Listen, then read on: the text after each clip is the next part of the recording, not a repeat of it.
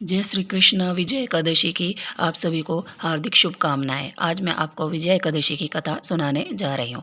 धर्मराज युधिष्ठिर बोले कि हे जनार्दन, फागुन माह के कृष्ण पक्ष की एकादशी का क्या नाम है और इसकी क्या विधि है, सो आप कहिए। जब श्री कृष्ण जी बोले कि हे राज राजेश्वर, फागुन माह के कृष्ण पक्ष की एकादशी का नाम विजय है। इसके व्रत के प्रभाव से मनुष्य को विजय मिलती है। इस विजय एकादशी के महामात्य के श्रवण और पठन से समस्त पाप नष्ट हो जाते हैं। एक समय देवऋषि नारद ने जगतपिता ब्रह्मा जी से पूछा कि हे ब्रह्मा जी, आप मुझे फागुन माह के कृष्ण पक्ष की विजय नामक एकादशी का व्रत विधान बतलाइए। ब्रह्मा जी बोले कि हे नारद, विजय एकादशी का व्रत करने से पहले किए गए पापों और वर्तमान में किए हुए पापों को नष्ट करने वाला है। यह समस्त मनुष्य को विजय प्रदान करता है। त्रेता युग में श्री रामचंद्र जी को जब 14 वर्ष के लिए वनवास हो गया था, तब वह श्री लक्ष्मण जी तथा जानकी सहित पंचवटी में निवास करने लगे थे। इस जगह से रावण ने श्री सीता जी का हरण किया। उस दुखद समाचार से श्री राम जी अत्यंत ही व्याकुल हुए और श्री सीता जी की खोज में चल दिए। घूमते घूमते वे मरणासन जटायु के पास पहुंचे।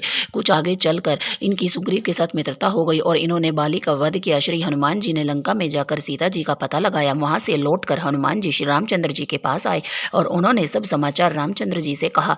श्री रामचंद्र जी ने सुग्रीव की संपत्ति लेकर वानरों भालुओं सेना सहित लंका को प्रस्थान किया। श्री रामचंद्र जी जब समुद्र के किनारे पहुंच गए, तब उन्होंने महान अगाध मगरमच्छ से युक्त समुद्र को देखकर श्री लक्ष्मण जी से कहा कि हे लक्ष्मण, इस समुद्र को हम किस प्रकार से पार कर सकेंगे।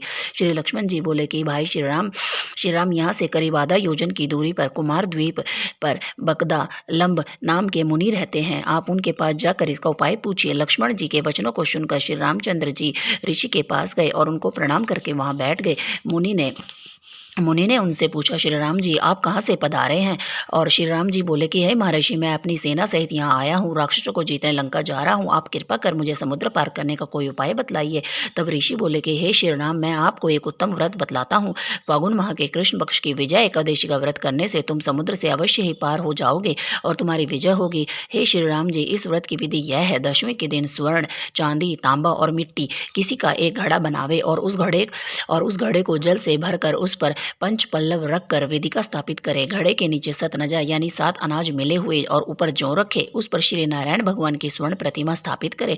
एकादशी के दिन स्नान आदि नित्य क्रम से निवृत्त होकर धूप दीप नैवेद्य नारियल आदि से भगवान की पूजा करे।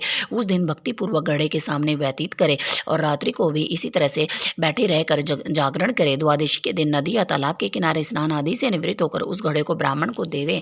हे राम, यदि इस व्रत को सेनापतियों के साथ करोगे तो अवश्य ही विजय होगी। श्री रामचंद्र जी ने विधि पूर्वक विजय एकादशी का व्रत किया और इसके प्रभाव से दैत्यों पर विजय पाई। अतः हे राजन, जो मनुष्य इस व्रत विधि विधान को विधि पूर्वक करेगा, उनकी दोनों लोकों में विजय होगी। श्री ब्रह्मा जी ने नारद जी से कहा था, हे पुत्र, जो इस व्रत को महामात्य सुनता है अथवा सुनाता है, उनको वाजपेयी यज्ञ के समान फल की प्राप्ति होती है। जय एकादशी मैया की जय हो।